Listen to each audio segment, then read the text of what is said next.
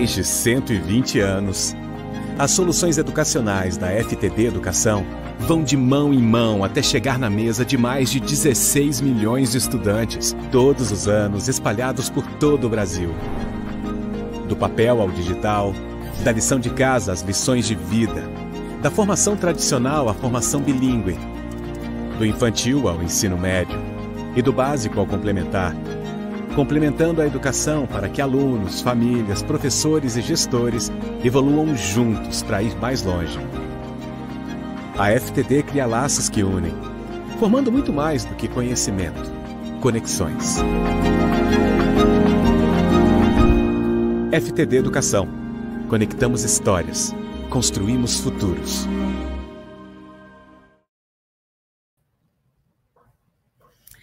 Boa noite a todos, eu sou Cristiane Longas, consultora educacional, e em nome da FTD Educação, eu gostaria de agradecer a participação de cada um de vocês, diretores, coordenadores e professores. Esperamos aí que nós tenhamos uma noite bem agradável, um momento mesmo de reflexão, de conhecimento, e a gente conta aí com a participação de todos vocês, tá? Na nossa live de hoje, nós temos como tema principal, né, propostas pedagógicas para uma aprendizagem significativa, com foco aí nos estudantes do ensino fundamental, anos finais. O autor abordará aí os pontos principais, né, da coleção que a gente vai apresentar, mas também vai fazer aí uma conexão com a sala de aula, que é o mais importante, né? Eu convido, então, agora o autor de História, Sociedade e Cidadania, professor Alfredo Boulos Júnior, que irá brilhantar aí a nossa noite. Boa noite, professor, seja muito bem-vindo. Boa noite, Cristiane, boa noite, Regina, boa noite, Décio, boa noite, professores e demais pessoas que estão nos ouvindo. É um prazer sempre, uma oportunidade de poder falar para os professores, né? E alunos, quem sabe. A razão da nossa existência é pelos alunos que estamos aqui reunidos. Bem, gente, a nossa coleção ela faz um esforço para conciliar uma bibliografia recente e qualificada, uma historiografia recente e qualificada, com uma linguagem palatável ao aluno.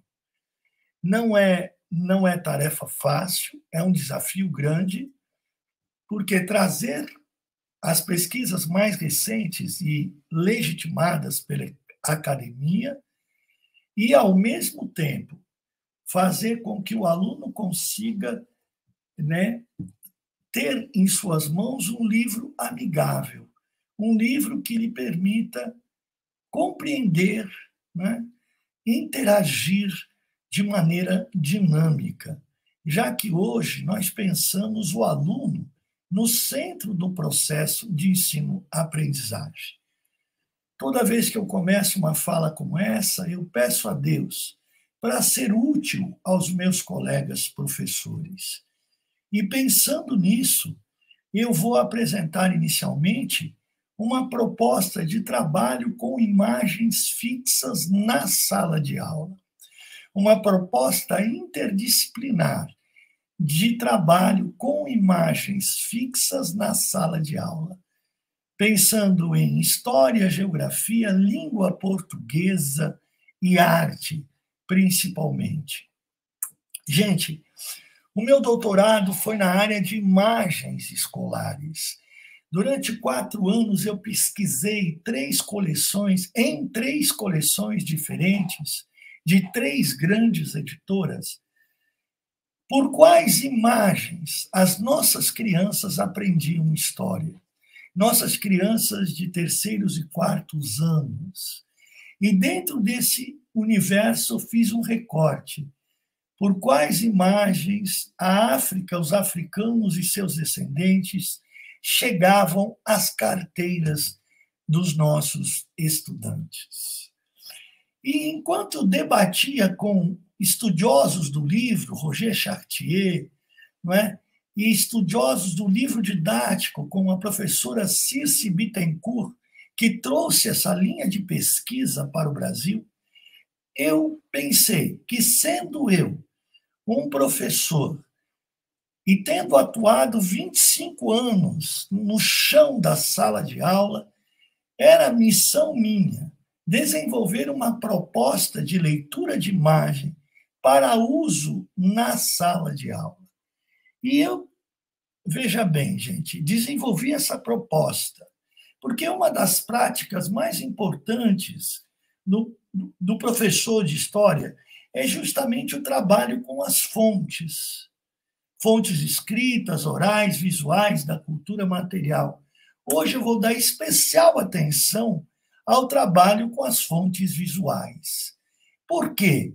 Vivemos numa civilização da imagem, num mundo em que uma grande quantidade de mensagens é veiculada por imagem, acompanhada ou não de texto. Ora, se é assim, a escola não poderia ficar de costas para o universo da imagem, como de fato não ficou. Trouxemos a imagem para as salas de aula e buscamos aproveitar o potencial pedagógico das imagens para construir conhecimento em história, em português, em geografia e em arte, além de ser possível isso também em ciências e matemática. Não me refiro àquela imagem que duplica o texto ou repete o texto. Não me refiro àquela imagem, por exemplo, a seguinte situação. Eu digo, Getúlio governou de 30 a 45, seu primeiro governo. E aí aparece uma imagem 2x2 do Vargas. Não é a essa imagem que eu me refiro. Eu falo daquela imagem com potencial pedagógico para, a partir dela, construir conhecimento. Então, vamos para a sala de aula e vamos imaginar a seguinte situação. Trabalhamos o tema do imperialismo. As potências, a corrida imperialista entre as potências da época, Inglaterra, Alemanha, Rússia, França, Japão, disputando colônias, áreas, riquezas e povos, na Ásia, na África, sobretudo. Então, a gente trabalhou o imperialismo, aí apresenta essa imagem ao final da aula. E, num primeiro passo da nossa proposta de leitura de imagem, apresentamos a imagem e pedimos ao aluno que fale livremente sobre ela. Então, esse é o passo número 1, apresentar a imagem e pedir ao aluno que fale livremente sobre ela. Veja, eu cutuco. A imagem fala quando eu pergunto. Faz parte do senso comum a ideia de que uma imagem fala por 1000 palavras. Nem sempre. A imagem se apresenta e se esconde. É preciso que eu interrogue a imagem. E eu vou dizer assim, no primeiro passo, quem é esta mulher? Ela está com a coroa na cabeça. Se o aluno disser é uma rainha, ótimo. E ao lado dela? Ao lado dela, olha, pelo capacete, pela rivalidade que a gente já estudou entre a Alemanha e a Inglaterra, à época, é um Kaiser, o Kaiser Guilherme II. E ao lado dele, também pelo chapéu, é o imperador da Rússia, Nicolau II. E ao lado deste imperador, uma mulher de traços suaves. Os alunos vão conhecer, porque ela tem nas vestes as cores da seleção francesa de futebol, né? Não só por isso, mas também por isso. Marielle, a França representada como mulher. Ao lado dela, vemos o imperador do Japão. O que esses personagens têm em comum? Dos 5 personagens, 4 deles estão ou com uma faca na mão ou com uma faca enorme, uma espada, ao lado, não é isso? Ao lado dele. Estou me referindo aí ao imperador do Japão. Qual é a única que não porta faca em suas mãos? A França. Vamos repassar de novo a imagem, né? O que eles estão fazendo? A rainha da Inglaterra olha furiosamente e recebe um olhar também de vulcão do Kaiser da Alemanha. Isso expressa a intensa rivalidade, porque esses países disputavam a hegemonia marítimo-comercial à época. A Inglaterra foi a primeira a se industrializar e era conhecida no 19 como fábrica do mundo, pois fazia seus produtos chegarem aos lugares mais distantes da Terra. A Alemanha se unificou tardiamente e estava disputando essa hegemonia marítimo-comercial nos mares com a Inglaterra. Isso explica os olhares de um para outro. Ambos estão com uma faca nas mãos. Gente, e o que é que eles estão dividindo ou preparando-se para dividir? Uma pizza. E na pizza o que está escrito? China. Então, as potências estão dividindo a China. Num primeiro momento, falta ainda um personagem. Quem é esse que está aflito, com as mãos erguidas, como se dissesse, basta, parem, né? É o imperador da China, pois é o seu país que está sendo dividido. Então, agora a gente avançou e o aluno falou e aquilo sobre o que ele sabe ou imagina saber sobre a imagem, e nós completamos. Agora nós temos esse primeiro momento, né, de aproximação com a imagem. Vamos para o segundo momento.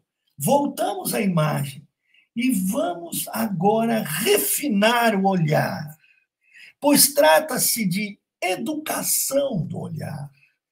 E refinando o olhar, nós percebemos, primeiro, que esta imagem nos ajuda a construir o conceito de imperialismo, concorrência e divisão, né, entre as potências das áreas como África, Ásia, né, de outros continentes que não a Europa. Muito bem. Então, a imagem nos ajuda a construir esse conceito. De fato, a China estava sendo repartida entre as potências. Mas vamos refinar ainda mais o olhar. Vamos observar como é que o chinês está representado. Repare, ele tem as unhas enormes, parecem garras. Ele parece mais um vilão de história em quadrinhos do que um imperador. E seus dentes? O pouco de dentes que ele tem na boca estão podres. E que mais? A barba é rala. Os olhos estão em direções diferentes. Olha, não é exagero dizer que o imperador da China está representado de maneira depreciativa, caricaturizada. E aí começa a se formar uma suspeita, uma hipótese. Quem será o autor da sarje? Qual é o único país representado como mulher, de traços suaves, e que não tem a faca nas mãos? Além disso, ela tem o barrete frígio na cabeça, que é essa touca que lembra os jacobinos, que evoca a Revolução Francesa, liberdade, igualdade e fraternidade. Então, já começa a se formar, né, a hipótese de que o autor da charge é um francês, pois, embora a França tenha participado da corrida imperialista, ela está representada de uma maneira suave, discreta, associada à liberdade, com a mão no ombro do imperador da Rússia, mas eu não sei, pela expressão dela, o que ela diz. Se ela aconselha ou desaconselha, né? Então vai se formando uma suspeita. E aí cabe uma investigação. Informações, passo 2. Informações internas, nós já temos, já sabemos o que cada figura representa, e externas à imagem. Para obter informações externas à imagem, eu faço 4 perguntas. Quem fez? Quando fez? Por que fez? E para quem fez? Quando eu investigo, a hipótese, a suspeita se confirma. O autor da imagem é um francês, Henri Meyer. O jornal que publicou a imagem é francês, Le Petit Journal. O ano é 1898, quando a concorrência estava mais acirrada, né? 2 anos para a virada do século, para adentrarmos o século XX, e esse clima se aguça de rivalidade, de competição, e desemboca na Primeira Guerra Mundial, de 14 a 18. Pois bem, gente, agora nós já sabemos quem são os personagens, como estão representados, sabemos quem fez, quando fez. Agora precisamos repassar uma última vez e partir para o passo 3, chave de ouro dessa proposta. Não é exagero dizer que o imperador da China está sendo depreciado na imagem. Então, se é assim, se é um europeu, um francês, que representa o oriental de maneira depreciativa, eu posso dizer que esta imagem me ajuda a construir um outro conceito, o de eurocentrismo. Quer dizer, é uma visão eurocêntrica que animaliza, né? Que brutaliza, né? Ao mesmo tempo que ele está aflito, ele também nada faz de concreto para impedir a divisão do seu país. É assim que ele está sendo representado pelo chargista francês Henri Meyer, que aliviou, né, a representação do seu país e, digamos, caricaturizou, depreciou a representação do outro. Então, numa postura eurocêntrica. Visto isso, nós podemos ir para o passo 3 dessa proposta. Pedir que o aluno, ele próprio, elabore uma legenda para a imagem. Então, é o aluno que vai escrever, né? Note que eu apresentei a imagem sem crédito e sem legenda. Agora ele pode aplicar o crédito, 1898, Henri Meyer, Le Petit Journal. Crédito. Legenda. Ele vai produzir um texto para a imagem. Esse texto ele pode descrever, é um grande ganho, se eu começar a trabalhar sistematicamente desde o 3º ano, e vou até o 3º do ensino médio. Então, se ele descrever, associar cada personagem ao seu país, relacionar, por exemplo, a disputa entre a Inglaterra e a Alemanha, e, por fim, contextualizar. Ou seja, essa imagem foi produzida no contexto da disputa imperialista, né?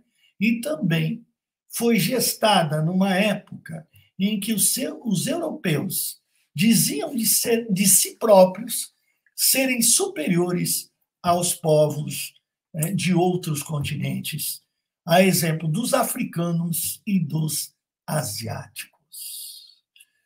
Muito bem. Então, gente, o passo 3 é pedir para o aluno escrever, produzir texto a partir da imagem. Agora que eu fiz esse percurso, eu vou responder a seguinte pergunta: por que trabalhar com imagens na sala de aula? Primeiro, a educação do olhar. Para ensinar a ver, a educar o olhar. Quando eu digo, eu pego Guernica, do Pablo Picasso, um quadro enorme, divido em cenas e planos, e digo canto superior direito, canto inferior esquerdo, ao centro em primeiro plano. Eu estou exercitando a educação do olhar. Segundo, a construção ou consolidação de conceitos. No caso dessa imagem, o conceito de imperialismo e de eurocentrismo. 3, o estímulo à competência escritora. Gente, é da maior importância estimular a escrita na aula de história, porque ler e escrever é compromisso de todas as áreas, e não somente de língua portuguesa, e não exclusivamente de língua portuguesa. É compromisso da história, da geografia, da matemática, da área de ciências. É compromisso da escola. Ler e escrever é compromisso de todas as áreas. Ler e escrever são habilidades interdependentes, sim, mas ler frequentemente não garante que eu vá escrever bem, porque aprende-se a escrever escrevendo. A escrita é uma prática. Então, estamos estimulando a escrita, educando o olhar, consolidando e construindo conceitos. Ao mesmo tempo, é importante lembrar que nós fomos formados no mundo do texto, nós, professores. E os nossos alunos vêm sendo formados no universo da imagem, numa civilização da imagem. Então, quando nós trabalhamos com imagem, nós saímos do terreno confortável do texto e migramos para o terreno escorregadio das imagens, mas damos um passo, e um passo importante em direção aos nossos alunos, que vêm sendo formados neste universo. Bem, vou fazer mais um rápido exercício aqui. Olha só, isso. Aqui nós temos um juramento de fidelidade, século XIII. Uma imagem do século XIII sobre o século XIII. Um juramento, né? Nós, professores de história, né, muitas vezes já trabalhamos isso em sala de aula. É um tema até que é bastante atraente, né? E você tem aqui, do lado esquerdo, o vassalo. À direita, de vermelho, o suzerano. Então, há um juramento de fidelidade e ambos estão assumindo um compromisso um com o outro. Agora, a pergunta para os alunos de 11 anos, 12 anos de idade, 7º ano, né? Quem é o vassalo e quem é o suzerano? O aluno já viu que o suzerano hierarquicamente é superior ao vassalo, duque, conde, visconde, então é um juramento entre a nobreza, né? E ele vai dizer, o de vermelho é o suzerano, o de branco, esse branco esmaecido, né, é o vassalo. Aquilo que parece ser o fim, eu decifrei a imagem, é só o começo. Começa aí um exercício de educação do olhar, que é perguntar ao aluno, Por que você chegou à conclusão que este de vermelho é o suzerano e o que está em sua frente é o vassalo? Me dê pelo menos 4 motivos. E todo mundo que está me assistindo agora, eu gostaria que buscasse responder a essa pergunta. 4 motivos. Então, eu vou elencar aqui.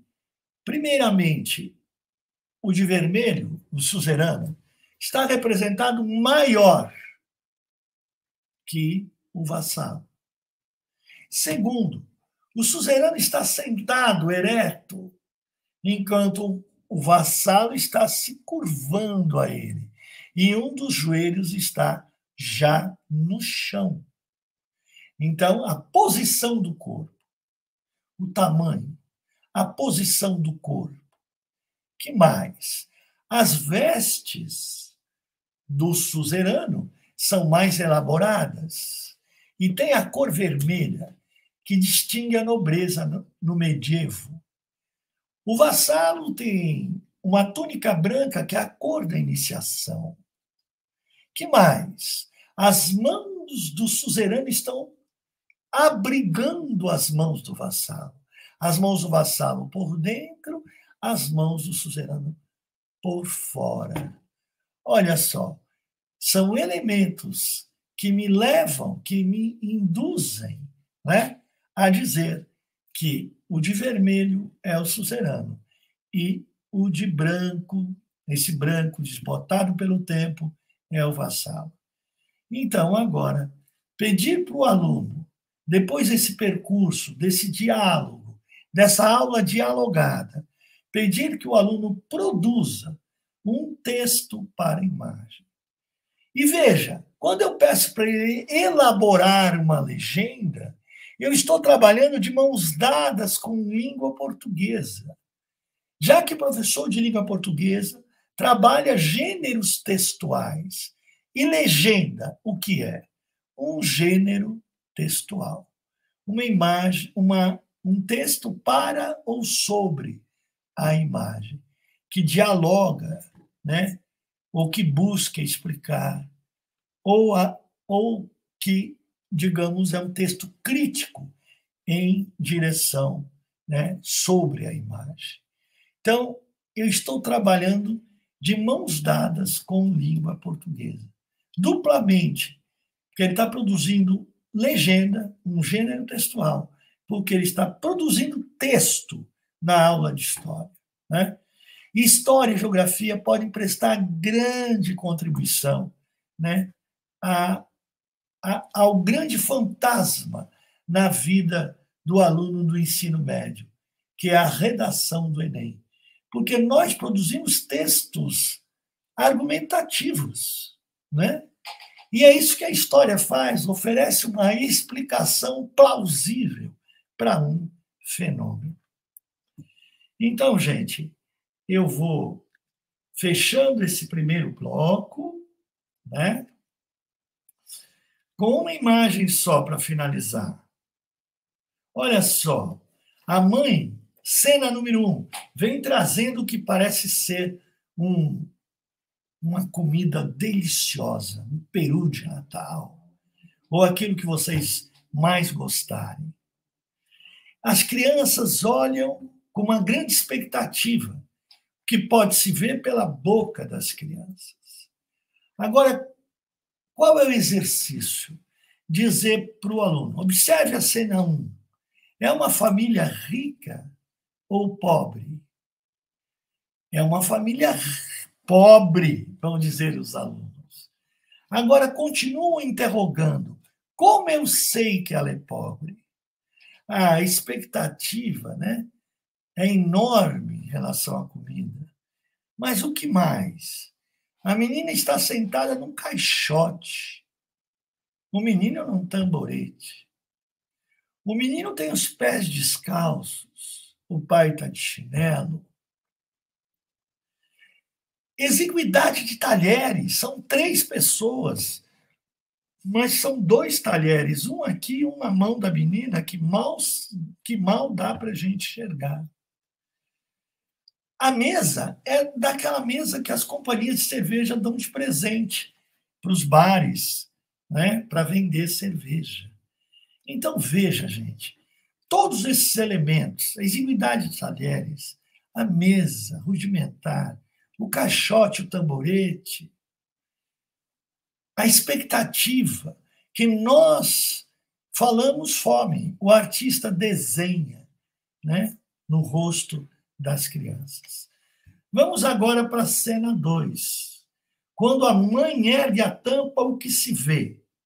Em vez de comida, a taça Jules Rimet, a taça que o Brasil ganhou no tricampeonato mundial de 1970.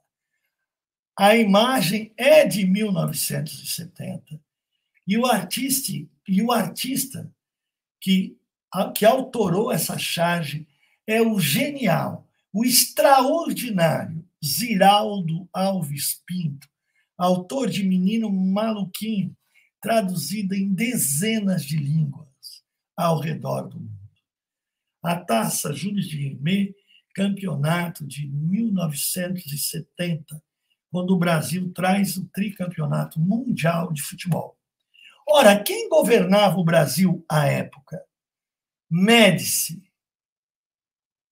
o general-presidente que se declarava torcedor número 1 da seleção brasileira. Né? O que é que Ziraldo está dizendo? No seu governo, general Médici, em vez de comida, a taça Jules Rimet. Falta comida no prato, mas o futebol, né, atrai os olhares e a atenção de todos. Então, é uma crítica dura, né, à situação dos mais pobres no governo Médici, em 1970. E uma crítica ao uso político do futebol. Essa imagem permite também a construção do conceito de alienação. Muito bem, gente. Eu espero ter contribuído com vocês e eu acho que espero ter somado, né, as suas práticas de trabalho com imagem na sala de aula. Nós temos um escritório de apoio ao professor e nós temos estoques de imagens, textos, e a gente está sempre disponível. No final, vou deixar um e-mail para vocês acessarem a gente. Agora, vamos rapidamente trabalhar com imagens em movimento. Vamos imaginar um roteiro para um vídeo a ser falado na sala, a ser transmitido na sala de aula. Gente, o comentário é: quando se fala sobre os indígenas, sobre os povos indígenas do Brasil, geralmente o que é comum acontecer? Se convida um antropólogo para falar sobre os indígenas, ou um historiador, ou uma autoridade da FUNAI, enfim. Nós fizemos diferente. Nós convidamos um indígena para falar sobre seu povo. Com vocês, Daniel Munduruku. Por favor.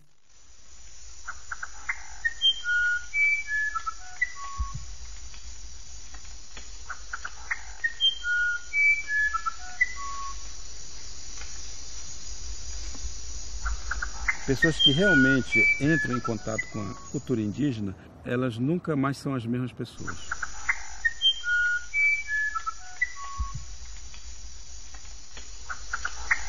Porque elas entram em contato com o seu ser ancestral. Elas percebem que, na verdade, a vida é muito simples, né? E que a gente complica demais.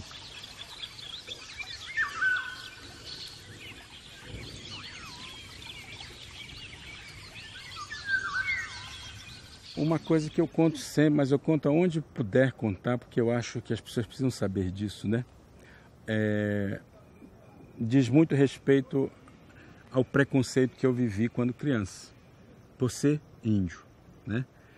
e ir para a cidade, estudar, ir para a escola, e a escola me tratar como um índio. Mas esse índio não era assim alguma coisa romântica, poética, não. É o índio preguiçoso, é o índio selvagem, é o índio que está lá no meio do mato e não sabe o que fazer com a sua terra, porque é preguiçoso, porque não tem tecnologia, atrasado, né? Esse sentimento, ele veio para cima de mim assim como um turbilhão, né? E eu fiquei apavorado.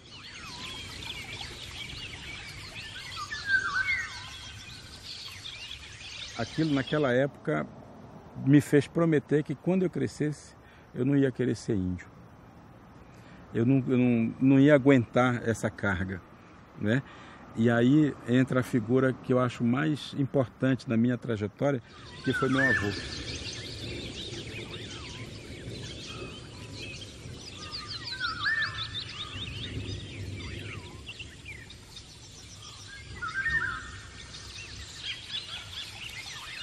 Meu avô, que já era um velhinho, um homem velho, quando eu tinha essa idade, ele foi me conduzindo para um outro caminho, sabe? Um caminho de dizer, olha, meu neto, calma lá, vamos ouvir a natureza, né? Vamos aprender as coisas aqui, porque o que você está aprendendo lá está te levando para um outro canto, para um outro lugar. E é um lugar que, se você for, você não vai voltar nunca mais, né?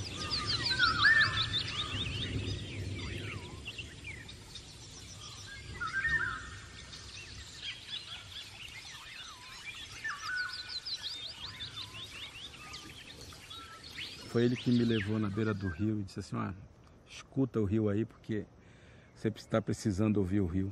E eu, cabeçudo, não sabia que rio falava, né?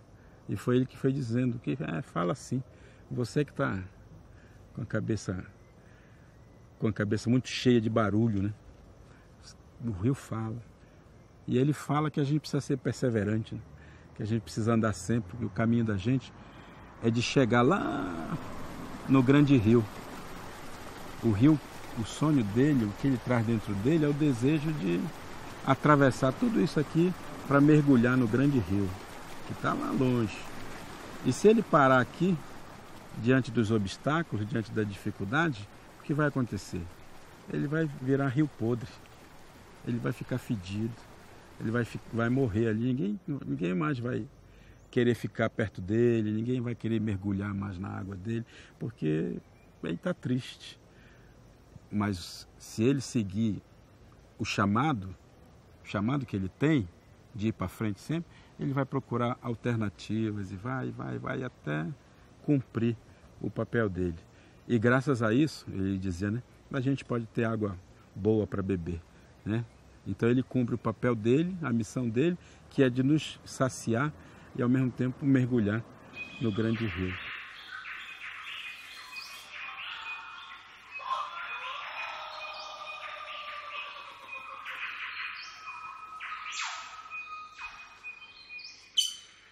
Sempre lembro desse meu avô, eu fico assim bastante contente de tê-lo tido na minha história, porque quando ele estava para morrer, eu cheguei com ele todo feliz, assim, né, dizer, olha, avô, eu queria dizer para você que eu sou índio, né? Todo orgulhoso, porque tinha passado por esse momento difícil.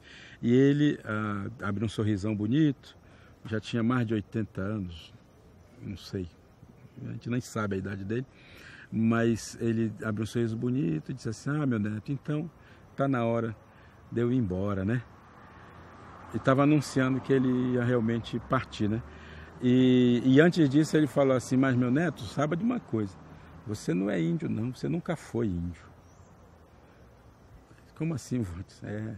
Você é munduruku, você pertence a um povo, você tem raiz, você tem o lugar de onde você veio. Essa coisa de ser índio é coisa lá da cidade.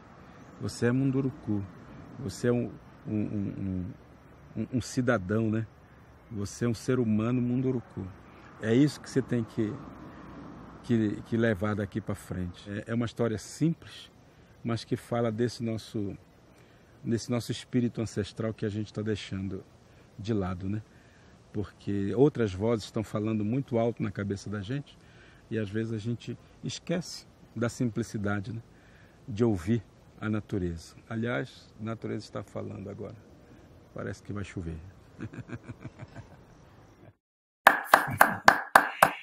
Bom, gente, então, esse é um vídeo, é um depoimento sensível. Não. Esse é um depoimento sensível, né, do Daniel Munduruku, que, aliás, agora é um personagem global, né, está na novela Terra e Paixão, e ele merece um roteiro. Então, imaginemos que a gente está trabalhando com um 6º ano, esse vídeo. Então, um pequeno roteiro, né? Num primeiro momento, aos 9 anos, ele deixa a aldeia e vai para a cidade. E chegando na cidade, ele ouve na escola dizer que índio é preguiçoso, índio é selvagem. E ele, então, jura para si mesmo que, quando crescesse, não ia querer ser índio. Ó, gente, é um momento muito rico para a gente trabalhar identidade, pertencimento. Ele nega suas raízes, né? Porque se índio é preguiçoso, se índio é selvagem, quando eu crescer eu não vou ser índio. Isso serve de exemplo para a gente pensar a história dos africanos e seus descendentes no Brasil. Tomar muito cuidado ao trabalhar esse tema, para trabalhar com ênfase nos africanos antes da chegada ao Brasil e depois dela, né? E não como durante muito tempo aconteceu. Até 88, você vê imagens e depois disso elas desapareciam dos livros e dos livros escolares. Então, voltando ao Daniel, tem todo um percurso. Nesse percurso, ele tem um diálogo onde ele ouve, ele aprende com o avô que o rio fala. E fala que a gente tem que perseverar. Olha que lição de vida, não é? Porque vem de um idoso que, em muitas sociedades tradicionais, a exemplo das sociedades tradicionais da África, vem o idoso como uma biblioteca viva. Quando morre um idoso, é como se queimasse uma biblioteca inteira. Então, veja, é um idoso que entra no vídeo, é o avô dele orientando a caminhada dele. Aí chega um terceiro momento, em que ele se conscientiza e valoriza as suas raízes, o orgulho de pertencer, né? E diz para o vovô, queria dizer para você que eu sou índio. Aí é quando o avô dele, que teve a paciência de esperar até esse momento, diz, não, você não é índio, porque índio genérico é coisa lá da cidade. Você é Munduruku, você pertence a um povo, você tem um lugar de onde você veio. Ou seja, o avô dele ensina o que nós, professores de história, ensinamos aos nossos alunos, né? Quando Colombo chegou ao Brasil, julgou ter chegado às Índias e chamou de índios os nativos da América. Mas índio genérico não existe. O que existem são povos indígenas, e entre os quais estão os Mundurucus, povo a qual pertence Daniel Munduruku, um grande escritor com muitas obras publicadas e agora revelando-se também como autor. Bem, gente, agora eu vou caminhando para o final e queria mostrar mais uma coisa que eu considero muito importante para vocês, para nós, professores de história. Eu sempre me incomodou muito a distância entre o que a universidade ensina, produz, e o que a escola ensina. A distância entre a produção acadêmica, a universidade, e o que chega à escola, né? Muitas vezes uma tese chega à escola muitos anos, décadas depois, né? Então, para diminuir a distância entre o que a universidade produz e o que a escola ensina, eu, com apoio da editora FTD Educação, produzi uma série de vídeos chamada Acadêmicos. Entrevistei acadêmicos de diversas partes do país em vídeos de 5 minutos. Então, o professor está ensinando um conteúdo. Está lá a página do livro aberta. No 9º ano, nós temos ali um box da professora Cláudia Viscardi, a mulher que descobriu que, em vez de café com leite, São Paulo e Minas, apenas 2 estados revezando-se na política da Primeira República, existiam 6 estados. Então, é como se a professora saísse da página do livro e aparecesse na tela, conversando diretamente com os alunos do 9º ano. É isso que vai acontecer agora. Vamos ouvir uma acadêmica, titular da Universidade Federal de Juiz de Fora, falando para alunos do 9º ano sobre a sua principal tese, Café com Política. Vamos lá.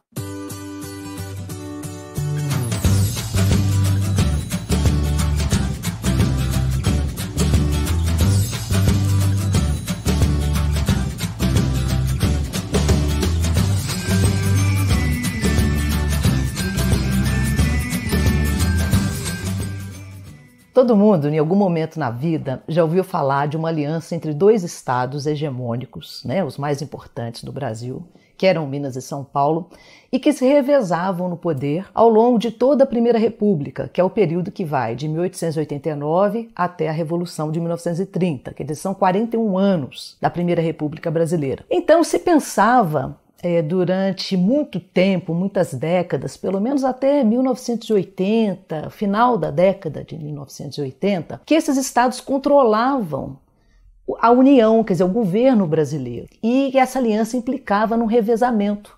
Quer dizer, cada hora era um que governava. Eu me preocupava muito com isso me incomodava e resolvi estudar isso no meu doutorado.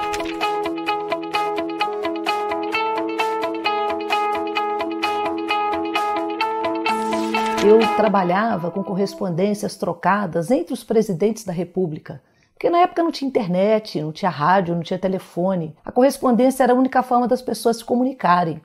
Então elas escreviam muito. Para vocês terem uma ideia, só o Afonso Pena, que foi presidente da República no Brasil de 1906 a 1909, ele tinha arquivado quase 14 mil cartas. Então ele arquivava as cartas que ele enviava, ele fazia cópia, e arquivava também as cartas que ele recebia. Então, por meio das correspondências dele e de outras correspondências de vários presidentes da República, da Primeira República, comecei a perceber que na hora deles escolherem as candidaturas presidenciais, que era a cada 4 anos, e não podia ter reeleição naquele período. Então, a cada 4 anos, a elite política trocava correspondência de forma obsessiva, muitas cartas mesmo, para ali se definir a escolha do presidente da República. Porque o voto na Primeira República tinha muito pouco valor. Então, mais importante era escolher quem ia ser o candidato, que esse praticamente já estava eleito, do que disputar na urna, pelo voto, a eleição daquele candidato.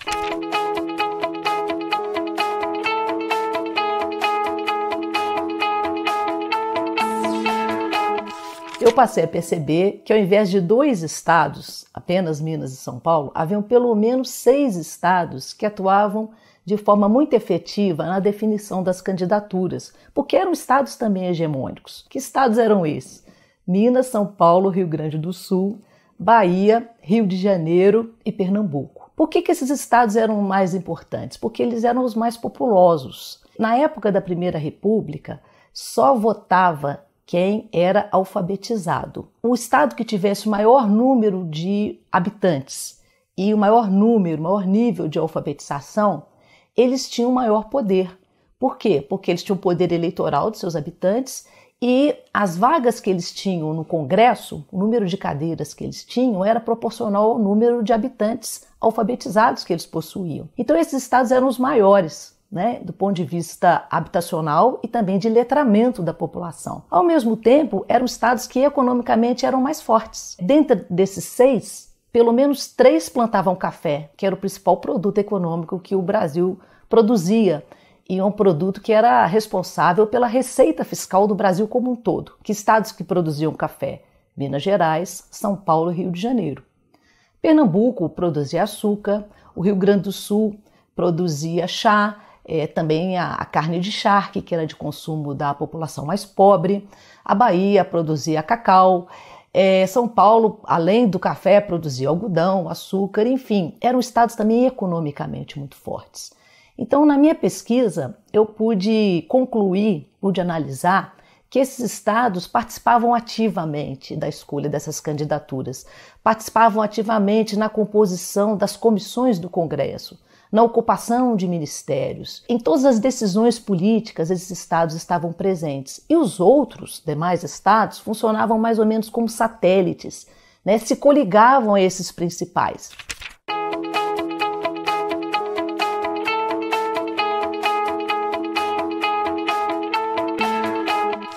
Já aproximando-se para o final da década de 20, quando a República começa a entrar em crise, aí nós temos um momento que São Paulo está realmente aliado a Minas, né? Isso se dá com a candidatura de Arthur Bernardes em 1922. Né? São Paulo está ali aliado com Minas e junto com a Paraíba também. Isso se prolonga no governo do Washington Luiz, que vai de 26 a 30, e se rompe imediatamente, já no processo da Revolução de 30. Então foi uma aliança curta, provisória, e é como se fosse um namoro cheio de crise, né? Eles namoravam, mas brigavam o tempo inteiro.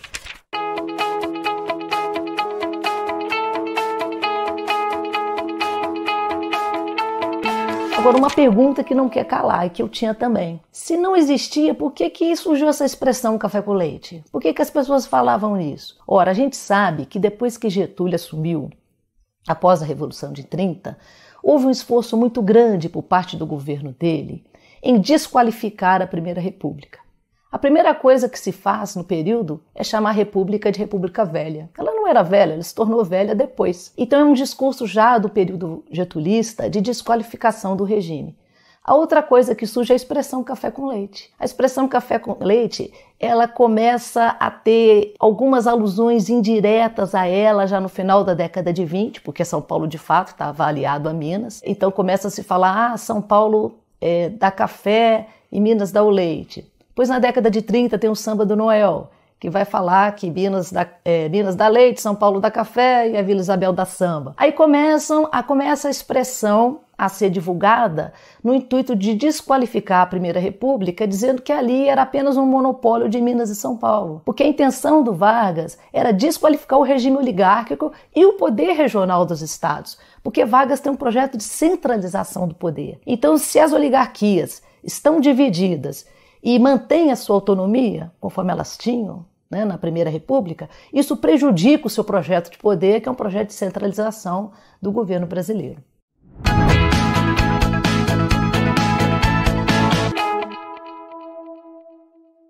Gente, isso é uma experiência maravilhosa. Nós gravamos vídeos em outras universidades, com grandes nomes. Fomos à Universidade Federal da Bahia, gravamos com Vlamira de Albuquerque. Fomos à Unicamp, gravamos com Pedro Paulo Funari e outros grandes nomes da historiografia brasileira. Eu quero ir finalizando e chamar a atenção para uma seção que tem nessa nova versão da nossa coleção, que foi, além de aprovada, bastante elogiada pelo Ministério da Educação, que é a seção Jovens na História. Essa seção relata protagonismos de jovens, por exemplo, o que inventou o método Braille, que permite ao cego o acesso à leitura. Ele era um adolescente quando desenvolveu o método Braille, né? Louis Braille. Contamos experiências de jovens de Maracanaú, no Ceará, que elaboraram um projeto para que combater o racismo na escola e para que as meninas de cabelo crespo, né, digamos assim, pudessem construir suas identidades, né? Então, é um trabalho fantástico da Secretaria de Educação de Maracanaú, no Ceará. É um projeto que tem muitos anos já e envolve toda a rede pública. Então, eu procurei devolver para a rede pública aquela experiência bem-sucedida da própria rede pública no combate ao racismo estrutural que envenena as relações sociais no nosso país. Bem, gente, muito obrigado do fundo do coração a professores, colegas, muito obrigado aos consultores comerciais, educacionais, às queridas Regina, Cristiane, ao querido Décio, que possibilitaram um agradecimento também forte à Rayane, né, cujo período de trabalho é às 17 horas, e ela está aqui comigo até agora, possibilitando aqui a nossa live. Muito obrigado à editora FTD, a todos os colegas e, sobretudo, a vocês, professores, que ofereceram o que há de mais precioso, o tempo de vocês para nos ouvir. Que Deus os abençoe e proteja, e livre de todo mal. Boas. Professor, muito obrigada pelas considerações. A gente ainda não terminou, né? A gente tem um tempinho aqui só para a gente fazer umas perguntinhas. Eu vou te falar aqui um pouquinho dos elogios que nós tivemos aqui no chat. Mas antes eu queria só... lógico, né? Como boa aluna, o professor foi falando e eu fui fazendo algumas anotações. E agora eu queria só retomar algumas coisas que eu acho que foram de suma importância na sua fala, professor. E até para a gente conseguir aqui contextualizar um pouco, né, a questão da própria coleção, né? Ela fica muito claro, e aí me corrija, por favor, professor, se eu estiver errada, que a coleção ela tem aí como foco principal, né, como foco mesmo, o trabalho com as fontes visuais, né? As imagens ajudando aí na construção dos conceitos, né?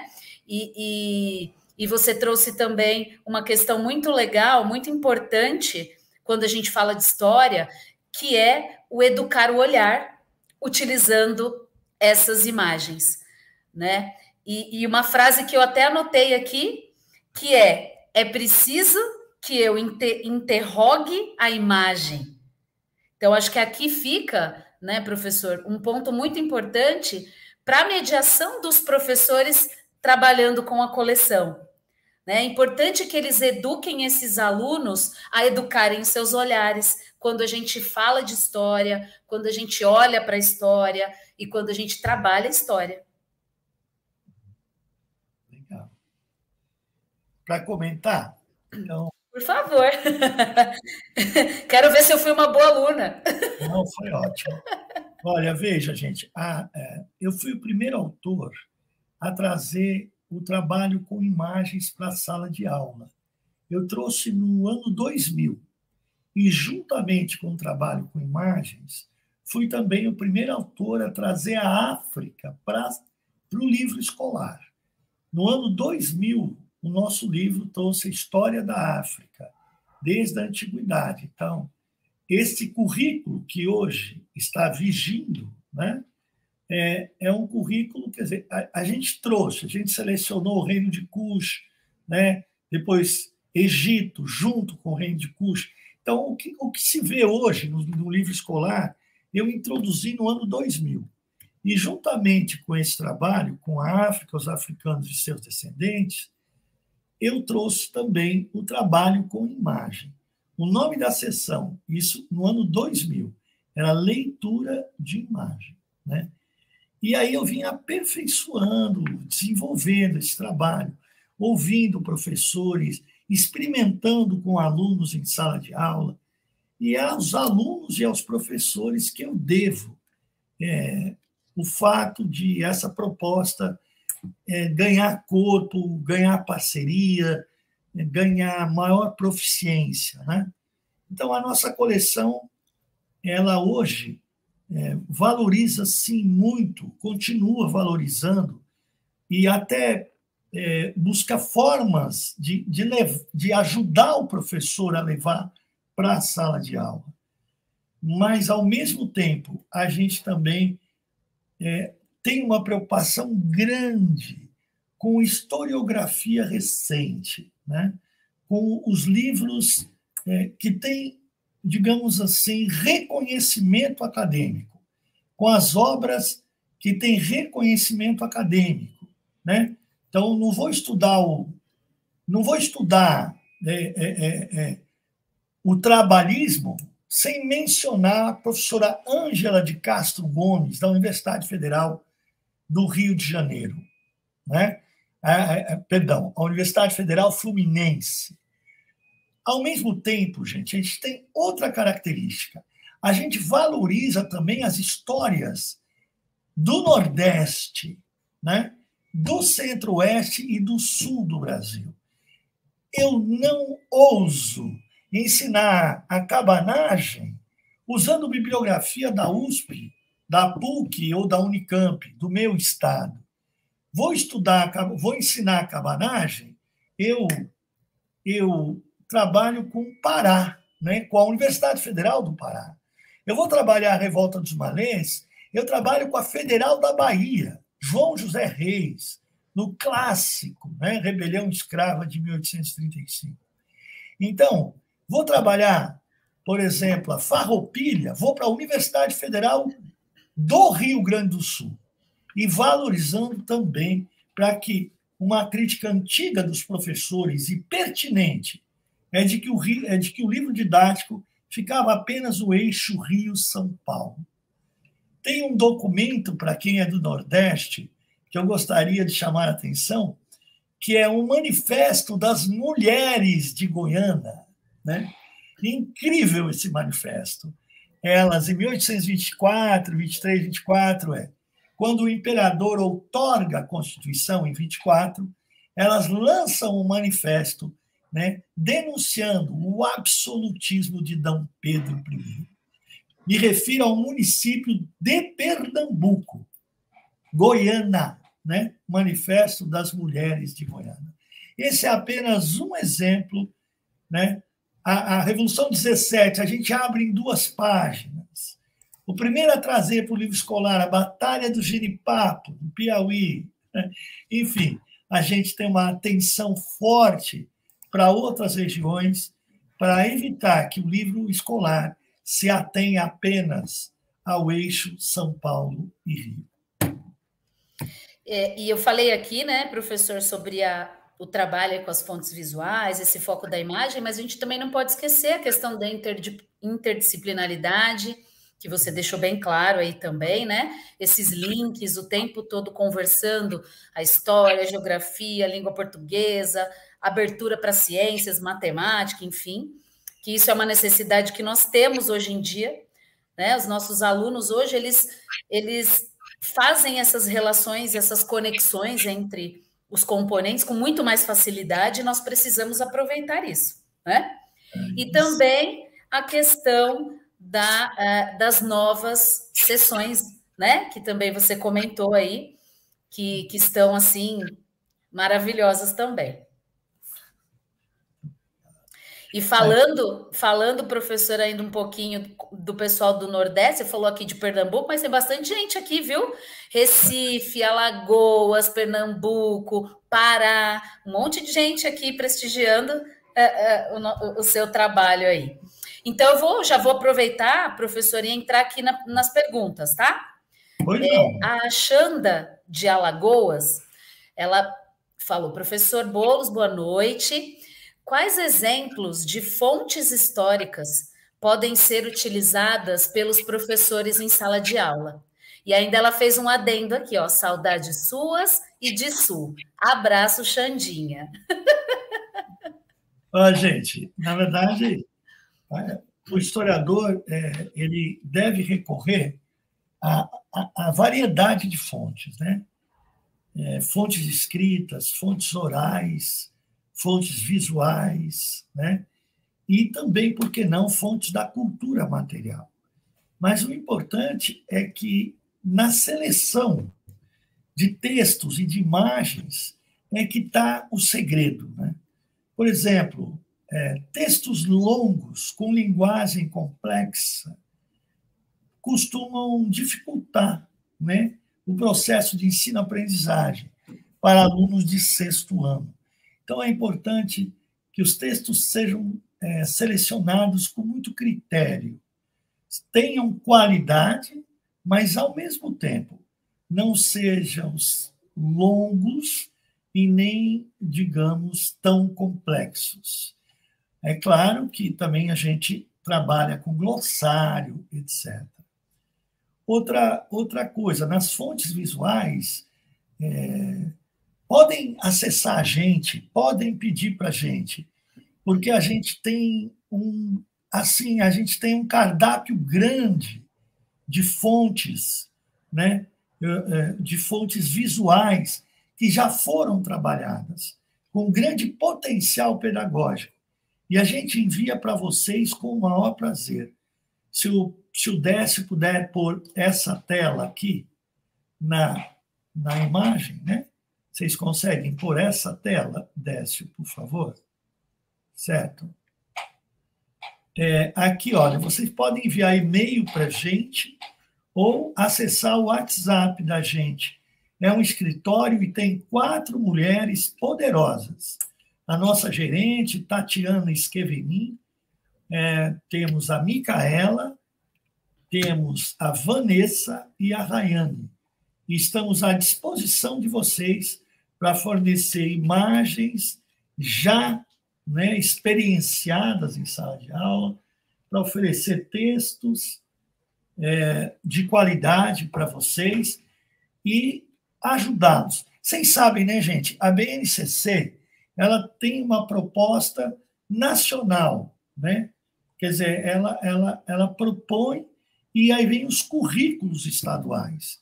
E não deixar vocês, professores de cada estado, de trabalhar um pouco da história local. A história local do Rio Grande do Sul, a história local, né, de Goiás, a história local de São Paulo, a história local do Ceará, da Paraíba, enfim.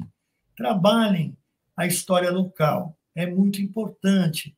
Ajuda na construção da identidade dos alunos, ou das identidades, uma vez que o Brasil é um país plural, multirracial e pluricultural. Além disso, resumindo, é isso. O importante é que o professor trabalhe com fontes na sala de aula, para que o aluno perceba como a história é construída, a partir de uma leitura, de um crivo, de um cruzamento de fontes, utilizando-se um método histórico. Então, em algum momento, o aluno tem que perceber como a história é construída, como a versão que se apresenta no livro foi construída. Né? Por isso, o trabalho com fontes é da maior importância. Joia, professor. A Maria Isabel Cardoso adorou o vídeo do Daniel Munduruku, falou que é um belíssimo material. O Tiago Roberto deu parabéns pela obra. Ele é de Pernambuco, tá? O Elton também, ó, show de aula, professor, muito obrigada. João Ribeiro, excelente material.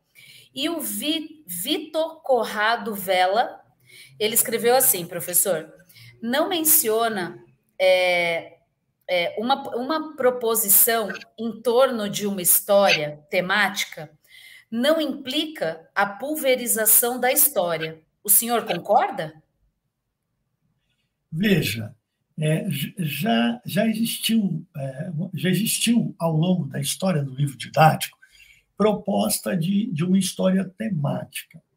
Ocorre que eu acredito que a nossa função, Vitor, é de mediar a relação entre o patrimônio acumulado, né, o patrimônio histórico, cultural acumulado pela humanidade, né, e a realidade do aluno, né, e o lugar do aluno. Então, é essa mediação.